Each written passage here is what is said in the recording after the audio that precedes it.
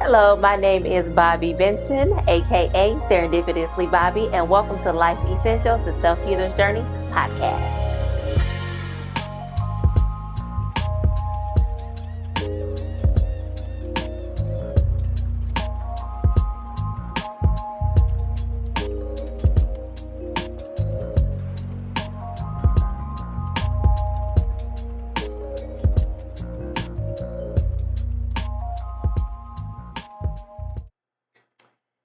Hello, everyone. My name is Bobby Benton, aka Serendipitously Bobby, and I am the host of Life Essentials, the Self Healer's Journey podcast. And tonight, guys, we are going to talk about tenacity. And I have my wonderful, beautiful guest, Miss Denise Kolakowski. And we are going to just jump into it as she shares her story. But first, I want to read her beautiful bio. So, Denise is a public educator with the Michigan Poison and Drug Information Center. As far back as she remembers, she has always had a passion for helping people in need. Like many survivors of childhood trauma related to growing up in homes with domestic violence, she hopes that sharing her personal experiences, will be helpful to those who are affected by their own experiences. She advocates for seek for she advocates for seeking help for mental health and substance abuse. Why am I for substance use issues?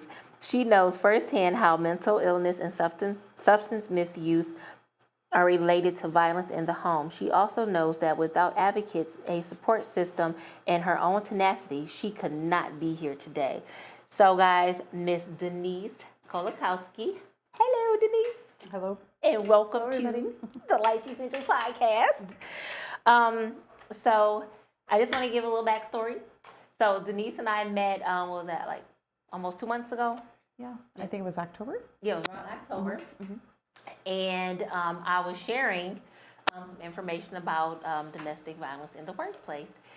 And Denise, she said, "Hey, I got a story to tell," and she wanted to share her story to help other people, on their healing journey, because she did a lot of work in healing for herself, and she just wants to share her knowledge and her experiences to help other people. So Denise, let's just jump on into it. So just share, let's just start off with you just sharing where it all began for you with, your journey. Like many people, I've lived through a childhood where domestic violence was part of your life, your home life. As far back as I can remember, is when I was 3 years old. I just remember this instance with my mother, and she was essentially flying through the air and into a door. And at the time, I didn't realize what was going on, but if you have those memories that far back, then as you age, you begin to realize what that is about. And so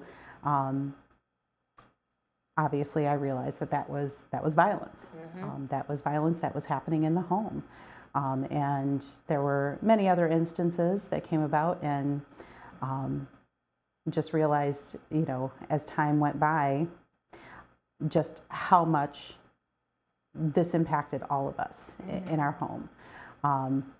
There's one particular instance when I was 11 years old, and if I haven't mentioned, but yes, it was my father who was the perpetrator of domestic violence in the home. Not specifically my mother, but my father.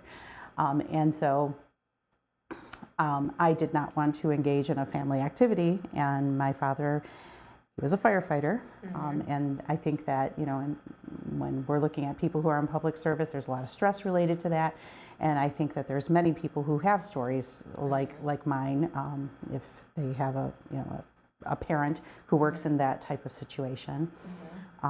But in any case, he was at work, and I didn't want to go to a family gathering, and the following day, when he found out about that, he was upset about it because this was his family, and I was hit. And I retaliated because I had seen far too often throughout my childhood where my mother, my brothers, my siblings had been struck, had been abused in different ways, emotionally, physically, and just never spoke out. They just didn't feel like they had the voice at the time, but I did. And so I struck back, and then I ran away. You're like, I'm out. And so I went down the street to a neighbor's house, and my father, my family knew that I was there, and I stayed there throughout that summer, and didn't go back until school began the next year. So I know, yeah. So you didn't go back. Like, did he even check on you or anything like that, or? He never came to the house. I don't know if he communicated with the people that I was with, but he never came to the house. He never spoke to me during that time. It was pretty clear when I did come back that he was upset with me. But he didn't strike me again. Yeah, because you stood up for yourself. Because I stood up for myself. Yeah, and that's where the tenacity is, like, it's ingrained in you, because just getting to know you in the short time I have, you're very, you speak up for yourself. You appear to me to be very, like, strong, and I have my boundaries, and we're gonna stick to these, and that comes from growing up. Like, you have to be the way you are because of the way you were raised, or you chose to be that way, and helped you be who you are today. So I want to continue with your story, but just share quickly for us just a bit of who you are today. Just who you are today. Who I am today. Well, I work at the Poison Center, and I'm a public educator. There's a lot of things that I feel very strongly about, and so those who know me in my personal life and in my professional life, they know that I'm fairly passionate about the things that I am involved with. Those, again, everybody in my personal life and my professional life know the things that I do. So at the Poison Center, one of the things that I have started is a Coalition for Poison Prevention. But in that Coalition for Poison Prevention, that's part of the Prevention Network. And if you're aware of what the Prevention Network is, that is largely dealing with substance use issues, and for those who are affected by substance use, a lot of times domestic violence is part of that picture too. So when we're looking at people who are in homes where there may be drug abuse, they may also definitely there may be an element of domestic violence there. And I think that's fairly common. It is. And when I was growing up in my house, of course there was domestic violence, but there was also alcoholism. And alcoholism played a large role in the domestic violence. We could pretty much gauge when my father would get home. Obviously, if he was working, he wasn't going to come home because firefighters work 24 hours. And so that was a relief. But on the days that he was home, if he were to go out, we just didn't know what was going to happen. Now, let me ask this. Were there times where he was sober and he wasn't like that, or was he always like that? There was always emotional abuse and mental abuse throughout our childhood. Okay. But when he wasn't inebriated, when he wasn't under the influence of alcohol, we didn't really see a lot of violence that way. So definitely alcohol and the violence were related. So growing up, so it was dad, and then in other like on his side of the family or on your mom's side, did you see, was anybody else like had the same behaviors, or was that just something that dad was choosing to do?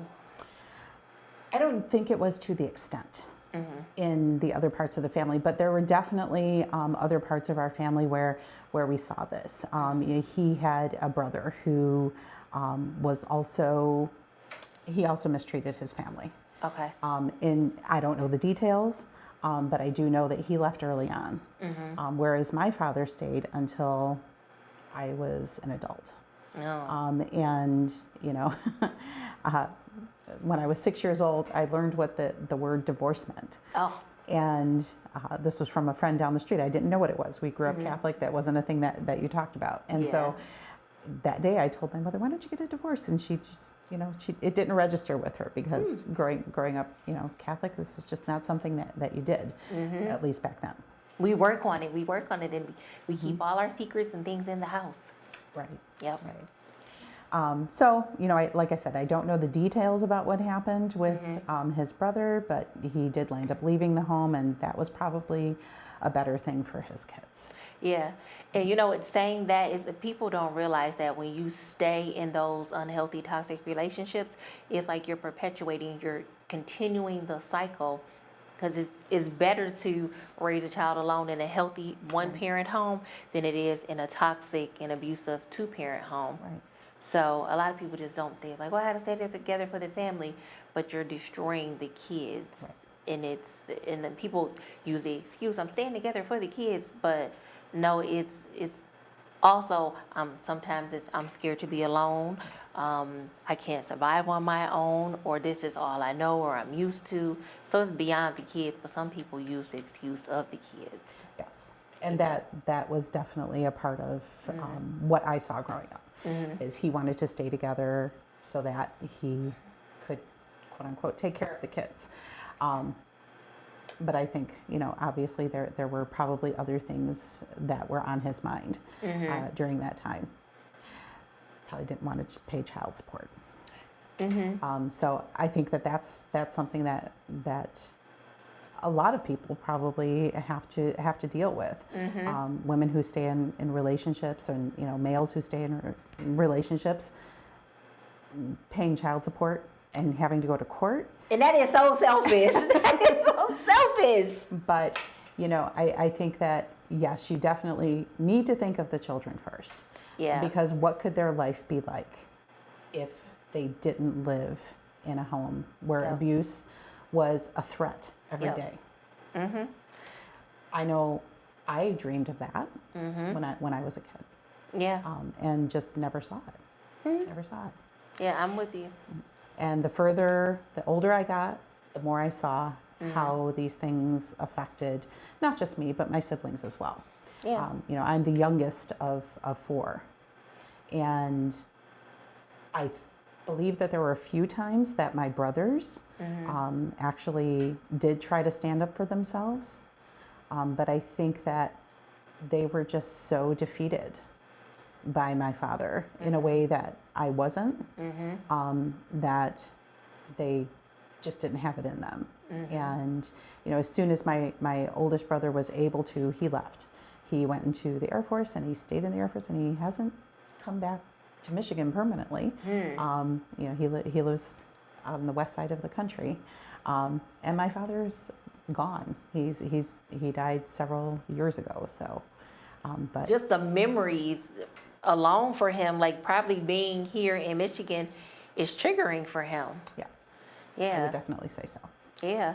Now, so with your brothers, like, are they? Because sometimes men take, you know, they become. Some women do too, become abusers too. But how are your brothers? Are they well-rounded men as far as like how they treat people? I think that they are. Okay. Do I know all the details of their life? I know that my oldest brother has had some issues, but the issue with that is that he also had a traumatic brain injury unrelated to this. So Oh, that played, yeah. So I think that what I have heard is more related to that than it is related to the abuse, because having spoken with him specifically, he was deeply affected by growing up in the environment that we grew up in. Well, that's good to hear that it didn't impact them in the way that they became abusers. And I love to hear stories where men do the opposite of what their fathers or what they saw. Because my son is the same way. He's the opposite of what he saw. So, but I did want to say this. So your dad, or ask this, your dad, being in a position of like, I don't know, was a firefighter authority or what, Public that service. public service, and everyone raves about, oh, he's such a great guy, they're out saving the world. But then coming home is different. Right. So can you share like how, like, did you see any of that, like out in the community, people just revered him, but then it's like, who is that man? Did you ever have those moments? All the time. So we used to have a pretty big community of friends, and we used to go camping every summer. And so everybody saw him as this fun-loving, kind person, but they never saw what happened, behind closed doors.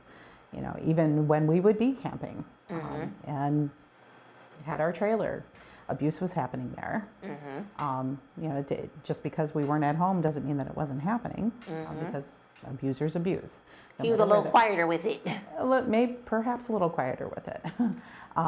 So these things just continued regardless of where we were at, but always remain hidden. And when we're looking at the times, it's important to note that the abuse was so bad at times that my mother was hospitalized. And so that gets hidden.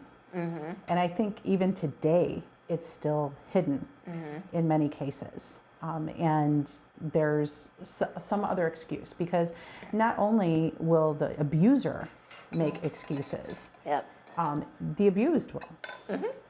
And they'll say that something else happened. And, I think that physicians, I think nurses who see it, especially now, can recognize it.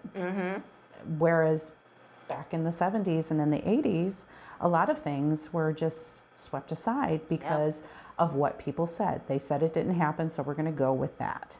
Or they didn't want to, they would want to go with that, but they didn't want to deal with it. And it was a man's world 100% back then. So now it's women have more, there are, for one, more women in positions as physicians, and education for abuse is out there more. So it's like, that's our, I don't say saving grace as women now, but your mom suffered so much. She did. How do you think it affected like your relationship with your mother and your siblings? Like, because you said your parents, y'all, we had a sidebar conversation. So your parents, you shared with me, they ended up splitting. How was it for your mom when that split happened? I don't know where her mind was at. There was probably a bit of relief, because when they actually did split, the day that their divorce was final was the day of my great aunt's funeral. So I left home when I was 17 years old, and I moved in with my great aunt. This is my grandmother's sister. She is the only person that I ever knew as a grandmother, and a very loving, very wonderful person. And probably one of the biggest reasons why I'm here, and why I was able to do the things that I do in life. So I moved in with her, and like I said, on the day of her funeral is when my parents' divorce was finalized. Oh, wow. And so I moved back home, and it was tough because my mother had severe mental illness, and so I tried my best to take care of her for quite some time, for many years, and it was very very trying, and she was severely damaged from abuse. Not just abuse by my father, but she had been abused prior to that. She was an adopted child, So that was her normal. yeah, I think that, you know, that might have been one of the reasons that she tolerated it for so long, because she had known that previously. That being said, her parents, her adoptive parents, were wonderful parents. Everything that I've ever heard is that they were great, and so she did have that grace in her life. But she had known abuse prior to being adopted, and I don't know how that played into her actually marrying my father and staying in that relationship for that long. But I would imagine it had a pretty big impact in this. Yeah, because that is what happens if she didn't get the help, and then even people who do get help sometimes stay in those toxic, abusive relationships because it's comfortable. That's all they know. It's their normal, and healing and changing is not easy. No. And if your mom was going through, or when she was going through, she had mental health on top of the abuse, and back then, really no outlet for help, you know. So just, I'm glad she had that time in her childhood where she did have peace. And I'm hoping at some point during when she divorced him, she had some peace. She did. There were good times. You know, there were some fun times, but there were a lot of trying times.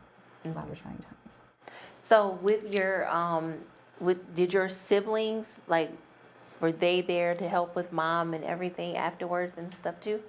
There was, you know, when she landed up getting the first brain tumor, my siblings saw that I needed help, and so they stepped up. And we definitely have a bond. You know, if I need my siblings to be there, and even today, you know, specifically today, I was there for a sibling. So we're there for each other. And I think that our childhood is definitely one of the reasons that we are there for each other. You know, I have my brother who lives out on the west side of the country, but it's not as if we can't call him and talk to him if we needed to at any time. We can. So we are bonded by what we've gone through, and I know that that's not the case for some. Sometimes it can be more difficult, but I think because of what we've gone through, and obviously there's a lot of details that I'm not talking about here. Yep. And I'm trying to be cautious with my question. but you know, we know. Yeah. We're the only ones who can understand, you know, all of those details. Yep. And all of what happened in the way that we can understand it. So we relate on that. And I think that, you know, regardless of whatever differences we might have on things, we've been through it. We've been through the worst things. And so when you've gone through the worst things, you're bonded. Yeah. So. Well, let me ask you this. So you shared, and I really like that you said this. We talked last night and you were telling me about the things you see in other people that you help, and they don't even realize that you've been through things, but you're there. So share that part of our conversation. Yeah. So last night, Bobby and I were talking, and you know, one of the things that I used to do, I used to teach in vocational education. So before where I'm at now, I was a medical assistant, and I did that for many years, and then I began to teach medical assisting. And the reason that I went into that field rather than going directly into nursing or into college is because when my father left, any of the college money that we had was gone with that. So that didn't stop me. I decided that I wanted to go to school for something, so I went into medical assisting, and eventually I became a teacher in vocational education, teaching other students about medical assisting.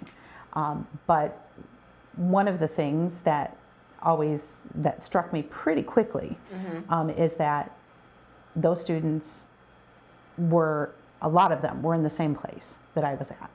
they may have grown up in abusive homes, but definitely disadvantaged, because when you go to vocational education, a lot of times, mine was a choice. I went in as a choice, but a lot of people who go into vocational education are going in because they have to do something. They're being told they have to do something. And so this is the route that they chose. And that's fine. But then as a teacher, you may not relate to it the way that I did, but I could relate to some of the students because I could see in them that they had the challenges or something similar to the challenges that I had. And so I related to them, and I would give them extra time, some of them specifically extra time, because I could see the fear that they had of things, just basic things like math, using a computer. Doing dosage calculation was always a challenge because it's very specific skill and very important skill. And so, you know, and that was not the only thing, just some of the things just related to mental health and physical health that they just didn't know and weren't aware of, you know, going into this field. And I hope that you know, my compassion was relayed to them, and I think it was. I'm pretty sure it was. Yeah, and the thing is too is you have the kind of eye heart where you can see that, and you didn't make people feel weird about it. You just acted on it and showed empathy, gave empathy grace, you know, just because it was the right thing to do. And a lot of people don't do that. They're like, well, how come you didn't da-da-da-da-da, even if they've been through some stuff. But like you said, that compassion piece is important. And especially in the helping profession, like being a teacher, that's a tough job, you know? So that I like that you shared that. I like that about you, so. Well, in vocational education, it's, I think, a little bit more difficult because you are dealing with people who had specific challenges that, you know, like I said, I didn't necessarily realize that when I went into teaching, but it was very clear once I got there that, yes, there were many people who had challenges, life challenges, academic challenges, and just things that I began to relate to rather quickly. And so, without going into details with them, I just shared what I could with them and took the time that they needed in many cases. And that's good. You're an advocate for life. That you are. So share, like, your dad, you said he passed away. Did you have time to, like, have that closure, that talk with him, and how was that for you? So it was, I want to say, shortly after I got married. I've been married for 30 years. Oh, congratulations. Some people don't make it that far. Congratulations. Almost 30, we're going on 30 years. It'll be shortly. So this was shortly after I got married. My father actually lived down the street from the house that I purchased, so go figure.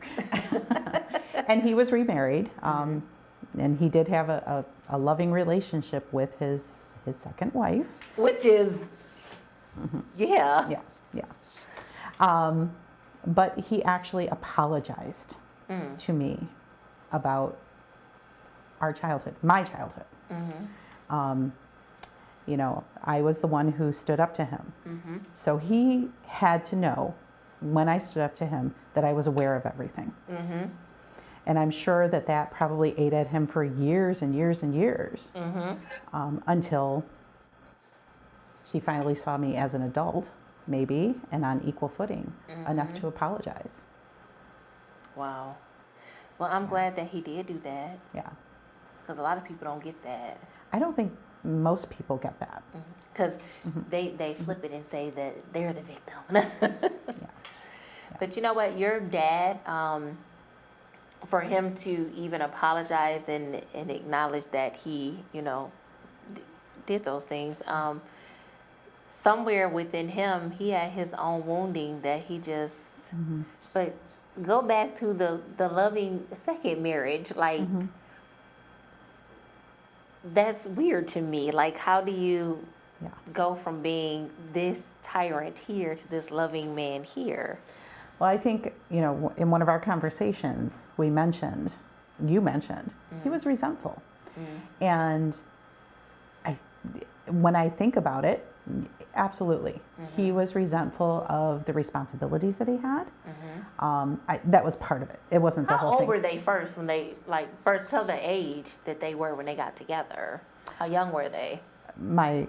Your mom and dad? Oh, 19. Yeah. They got married at 19. So neither one of them was prepared for this. And it wasn't because they had to get married. It wasn't one of those Catholic situations. It was because they wanted to. And, obviously I wasn't there. I don't know all the details, but they were very young when they got married. And yeah, so according to my mother, when she spoke with me about the abuse that started, it happened pretty quickly after my first brother was born. And then it continued. And he probably didn't think about all that came with getting married and having kids. No. Yeah. So instead of saying, let's regroup, I'll just take out my anger and pain on you guys. Right. Yeah. Right. So the second wife, he was loving and kind. Did you have a good relationship with your stepmother? Yeah, she was a very good person. She was a very kind-hearted person. And she was real. Okay. Who she was is who she was. And when I first met her, she knew that I was skeptical. And it wasn't because of her. It was because of him. And so she and I had a meeting. And I asked her, do you know who you're marrying? And she said, I know. I'm like, do you know? Now, did you ask her that to like look out for her, or just to say like, what's No, going to on look here? out for her. Okay. To look out for her. Okay. And she said she knew. And I said, and then I gave her a little bit more detail. And she said, I know. Oh. But she was a strong woman too. So she was not somebody who was going to put up with anything. And I know that they argued sometimes, but that is one thing that she would never put up with. And that's one thing that I want to mention too. Like her, I lived through this as a child. I lived through this, through the repercussion, or the consequences of growing up this way. So in every relationship that I got into, once it got serious, my partner, my ex-fiance, and my husband knew right off the bat, because I told them point blank, this is something I will never tolerate. And they took me seriously. They knew that I would not tolerate a second of it. And so, yeah. But you know what? That right there, you set a firm, clear boundary. And someone did a live podcast the other day. He was talking about boundaries. I was chiming in. But boundaries is something that a lot of people don't set. Like when they're dating, getting to know somebody, they're like, oh, I love you. Oh, you're so handsome. But they're not stopping and thinking about deal breakers. And a lot of times people don't even bring up deal breakers. They jump in these relationships, they get married, have kids, but they don't have those hard conversations. Yeah. That is the conversation you had with those men was one of the most important conversations that could be had. Yes. Because a lot of men these days, they want to control. They want a submissive woman and all that. Right. And they don't realize submission is a two-way street. Mutual respect and, is two-way street. Absolutely. So I commend you for that, because a lot of people don't. Yeah. Well, you mentioned, that people get caught up in the moment. They might get caught up in how beautiful the person is. My father was Rock Hudson pretty. He was fine. But as a child growing up in that household, I never saw him that way. I saw only the ugly part when I was a child. And when I got older, I'm like, yeah, my dad's a good-looking guy. So you can see how people just get caught up in that. And unless you've gone through it and built your strength, you wouldn't have the guts to say to somebody, this is what I won't put up with. We're having this nice conversation. By the way, you need to know this is what I'm not going to tolerate. Blindsides them, but really lets them know. Yeah. Okay. And then make them stand on it. Yeah. Make them stand on it. I did that my second marriage, my first marriage, I'm divorced twice, but my first marriage, I didn't know. I didn't know a lot. Like, I grew up in a home with domestic violence and things, and I was like, I'm not gonna be the one. You know, I talked all that shit. I'm not gonna be the one, and I was one of the ones. And I didn't have those hard conversations. I didn't have a voice. Yeah. Like, it was snuffed out as a kid, actually. Yeah. So in marriage number 2, I did have that conversation. I made it clear what I will and won't tolerate, and I handled the business when that boundary was crossed. Yeah. So, but it took me some lumps and bumps to get there. So I really, guys, with this message here today, set your boundaries. Like from the point you start feeling yourself falling in love or want to be with that person, have that hard conversation, set those boundaries before you even move into saying this is a committed relationship, because a person may not feel like that they should be honoring that boundary. Have that hard conversation up front first. So I'm glad that you did. And you talked about your husband and how sweet and kind he is. So you go, girl. He's a good-hearted person. And, you know, is every marriage perfect? No. But that's something that would never happen. Just wouldn't happen. And that right there is like, as a child, just like, where do you know where that strength, like when you, so you saw these things going on in the home, and as a child, like now, can you remember back then, like what gave you the courage to even say something or stand up for yourself?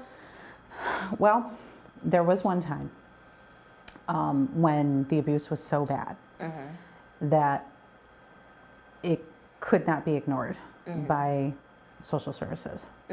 And so that started us in family counseling. Oh, okay. And so during those family counseling sessions, it was very clear by the way I was distracting and acting silly, being the youngest kid, that I was the peacemaker.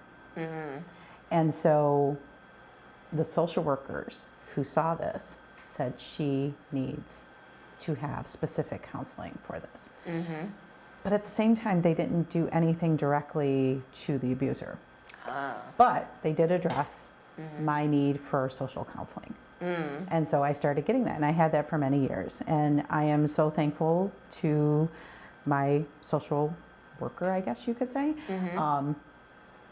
sociologist. But I had seen her from when I was 7 till when I was 14 years old, and her husband.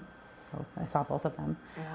And yes, they gave me a lot of strength. There were actually physical strength building activities that I did during that time. And that strength, that mental strength and that physical strength that they, began to teach me really carried me through a lot in life, and gave me the courage to do a lot of things.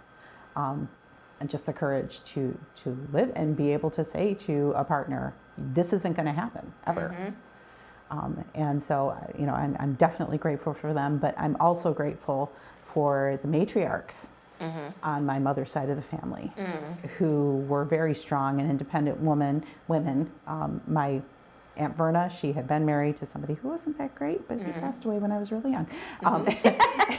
And then my Aunt Mamie, who was also very strong and had never married, was, just wanted to be on her own, independent. but they were definitely the saving graces in our lives, and my siblings would 100% agree with that. When you told me that first story about them, I cried. I felt so bad. I'm crying with the phone, this woman. But counseling is important. Yes. It is. And a lot of times when kids, they don't even get counseling until they enter CPS or foster care or things like that. Right. And it's so many kids that have been through the system and have been in counseling. That is why there are so many people now, because that generation is now growing up and they saw how counseling helped them. Even the ones who really didn't even really want to do it, they were forced to do it, but now they're older and they're like, counseling is a good thing. And I know sometimes, the good, the bad, the ugly gotta happen, but it opened the door to healing for so many kids. And it opened the door to healing for you. So did your siblings get like individual or just you? When they were older, on their own. My sister, she has had counseling. I'm not sure about my younger brother. He's not younger than me. He's just the younger brother. Oh. So he's referred to as the younger brother. And I know that my older brother has had counseling. Okay, Yeah. well, that's good. Yeah. So, and like I talk about everybody in their healing journey, for you, it was the therapy, but it was also, you had so many people in your village pouring into you, and kudos and hats off to those aunties. Yes. Because Yeah. everybody needs somebody that can pour into them, and, So do you have nieces, nephews now that you pour into? I have my daughter. Okay, you have your daughter. I have my daughter and her friends, and throughout high school, there were some of her friends. They had social issues. One in particular had some challenges, and there was a situation where it just really struck me. This person was being mistreated by her caregiver and her family, and I knew what was happening. It was a bad situation. It was an unusual time of year because it wasn't during the school year, but I knew that the school knew about her history, so I was able to contact the counselor at the school and try and help her. And I hope that, I think that just sparking that and getting that going helped her. And I think it did. Yeah. Yeah. It was a bad situation that she needed to be out of, and she did get out of it. And I hope that her life is better for not being there. But when you know somebody well, and you know about their situation, and they don't have a voice to do something about it, and you're a person who has a voice, you need to do something. Yes. Yep. I'm one of those, see something, say something. Yes. And some people like, it ain't my business. What if that was your child? What if that was you? Would you want somebody to just ignore you while you're going through something? And it just bothers me when people just turn a blind eye to things, because sometimes we see things because we're supposed to say something. We're supposed to step up. Right.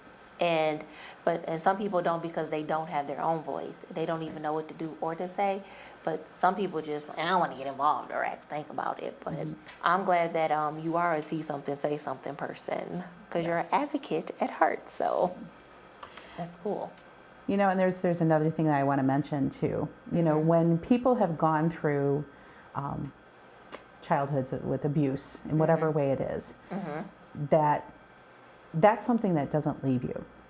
And I think one way that you'll know somebody who has gone through this is that they avoid the situations that they know can be a threat to them. So if it's people that perhaps behave in a way that someone abusive in their past has behaved, you're going to notice that they're not going to be present. So I would like people who abuse or who have those tendencies to think about that. If you're being avoided by a person who has been through things, or even if you don't know, that might be the reason. That might be the reason. Yeah.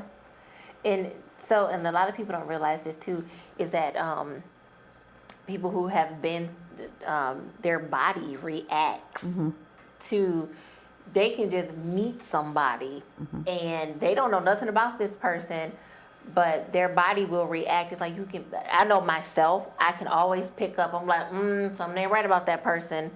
And that's my body having a reaction because of the things I've been through.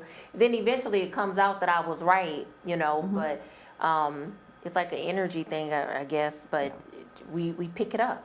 Yeah. And a lot of people can pick up who's a creeper and who's not a creeper. They're like, oh, that's a creeper, but it's because of the trauma that was endured in our body. What is that? The body keeps score, The memory. the memory. Yes. Yeah. So, Yeah. it's just, abuse is terrible. Yeah. It's terrible. It is. So just know that Yeah. people will avoid, if you're being avoided by someone who's gone through these things, there might be a reason for it. And maybe it's not accurate. Maybe you need to talk to them. But it could be that this is the way that they're perceiving it. But the sad thing is most abusers don't even, No. there's no introspection there at all. They don't. They're like, it's everybody else's fault. Oh, you deserved it, or or they shift the blame or whatever. In my favorite word, most of them are narcissists. Yeah, in some way, there's always that. Yeah. But they just don't know what. I don't think a lot of them understand that what they're doing has these. They just don't know. They don't know the long consequences of what's going to happen to the people that they're doing this to, and they're not thinking about that. And that's where the narcissism comes in. And they don't even care. No. Yeah. No. I'm angry. I want to be in control. I want my way. I'm going to inflict this pain so I can get you to act how I want you to act, so that I'm comfortable. Right. And that's all they care about is themselves. Yeah. So, most of the time, I'm very hard on on people who are abusive. Depending on the person, I do give grace if I know their story and see that there's that glimmer of, I do want to be different, and so I have given grace to some people. Some people I'm like, you are just a monster, but there is no reason ever for abuse.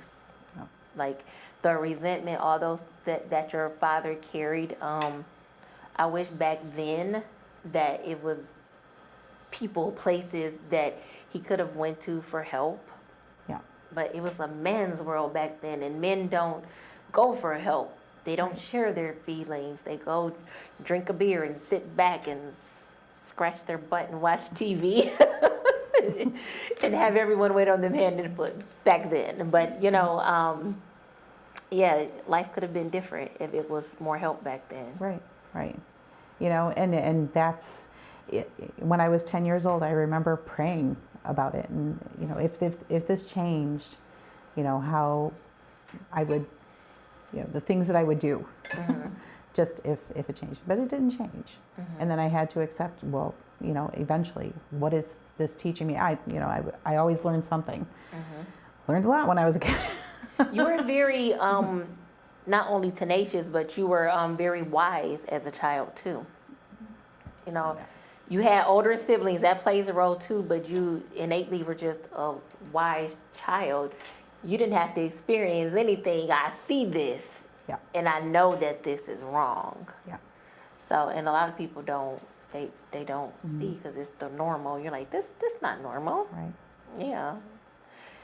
So if you're a person who is struggling with substance use, whether it's alcohol, whether it's narcotics, whatever it is, or if you're dealing with mental health situations, make sure you get the help that you need, because it is out there. In professional world. I work with a lot of different agencies, but you can reach all of those agencies in your local area if you contact, you want me to go ahead and... Yeah, go ahead. I forgot to say that part. Go ahead. Y'all, we had a whole script. No, no, go ahead. But if you contact SAMHSA, and I'm sure that there are some who are listening to this who know who SAMHSA is, but that's the Substance Abuse and Mental Health Services Administration. So it's samhsa.gov. It's SAMHSA.gov. So you can go onto their webpage. They do have a helpline, several helplines. Some of them are specific for mental health. Some of them are specific for substance abuse. And then, of course, there are other ones, you know, for disasters and things like that. But they're really the hub for that information. So, you know, if you or someone in your family or anybody that you love or care about is dealing with these issues, there is care available. And if you go onto samhsa.gov, you'll be able to be linked to your local services. And of course, there are many of them that are posted also on the Michigan Department of Health and Human Services website. So I would really recommend doing that. And then there's a lot through the Prevention Network as well. So there are many, many resources available. So. And calling 211 also is easy to. 211, you can yes. call 211. That connects you to tons of resources too. But I'm gonna update the resource library next week. So thank you for sharing the resources. Thank you for sharing your story. I appreciate it. Like when you first told me, I just was so like I said, I cried on the phone with you. I felt so embarrassed, like, oh my God, I'm crying. But it really touched me. Like you surviving that and not allowing it to make you bitter, but it made you better. Yeah. Yeah, so I commend you for that because you are tenacious. And that's what he said, tenacity. He was like, I'm not a victim, Bobby. So. No. I've never seen myself as a victim. I've always tried to make my situation better, and I try to make other people's situations better if I feel like they're struggling with something. And one other point is, you know, one of the things that my mother didn't have easily available to her because it just wasn't something that was widely available are shelters. Yeah, oh God. So when my mother passed, it was during COVID. And so we couldn't have the funeral that we had planned. But when we did have our gathering outside, wearing masks and with hand sanitizer and everything, I made it a point to do a fundraiser so that, and I'm not trying to plug any specific one. But, oh, girl, go ahead, plug away. Okay. But I did a fundraiser. I didn't want flowers or anything like that. To me, what was more important is that people who need help get the help that they need. And so I did a fundraiser for First Step. And so this is a shelter for people who, not just women, but anybody who's suffering through domestic violence so that they can get the shelter that they need in a safe place. But there are many more services available now. And I don't even recall any services that were available when in the 70s and in the 80s when my there mother weren't was, a lot. Yeah. No, so shout out to First Step, you know, and I'm glad that you did do that because you helped a lot of people, you know. I hope so. You did. I hope by, you know, bringing light to it, that people will seek that and know that it's there. Yes. So. And I'm glad that they were there to help your mom when she did need some help. There were some. Not First Step was there. Oh, First Step wasn't there. No. There were some other hospital-related entities that helped her. Helped her out. Yeah. Okay, but First Step is the one you chose. First Step is the one that I chose, just Okay. because of what they do, Okay. and that they're, you know, what they do is what I would have loved to have had available for my mother, or anybody going through it during that time. Well, I'm glad they're here now. I'm glad we have many more now. So, but thank you again for sharing your story. You want to say hi to anyone? say hi to my family and, hi to all of my partners out there who are making a difference. As far as substance abuse goes, there's a lot of people working throughout the state who are dealing, with helping people who are going through mental health issues as well as substance abuse. And so we're just going to keep plugging along Yes. and doing what we do. Keep advocating. Yep. Keep Yep. fighting. Yep. Well, thank you. Now I'm gonna jump on over real quick and announce our guest for next week. If you can pop that on up. Thank you. So next week we have Ms. Barbara Felder. She is going to share her healing journey. She is going to tell us a story because she has a story to tell. So next week, our episode 22, man, 22 episodes already, Jesus. So her episode is I Got a Story to Tell. So, hey Barb, I hope you're watching.